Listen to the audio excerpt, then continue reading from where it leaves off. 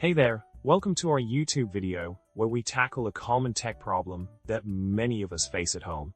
The problem we're diving into today involves broadband setups and the use of ADSL filters. Picture this. You have a fiber to cabinet broadband system with phone faceplates that have integral filters. Now, you're looking to switch to a full fiber system while keeping your existing landline number and telephone handsets. The dilemma arises when you're not sure if you need to change those ADSL filtered faceplates. Quite the conundrum, right? In addressing this problem, let's delve into the solution. ADSL filters act as low-pass filters that prevent high-frequency DSL signals from interfering with your telephone. If you transition to a full fiber system, these filters become redundant as they're designed to block internet signals. Therefore, there's no need to remove the filters even if you cease using ADSL for internet. Your phone will continue to function as usual, making the need to change faceplates unnecessary.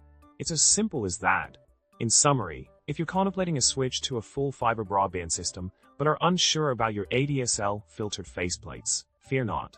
The solution lies in understanding that these filters become obsolete once you move away from ADSL for internet. Your phone and router will operate seamlessly, even with the existing setup. So, go ahead and make that transition with confidence. And with that, folks, we'll wrap up this video. Remember to subscribe, give us a thumbs up, and leave a comment below with your thoughts or any tech problems you'd like us to tackle next. Thanks for watching.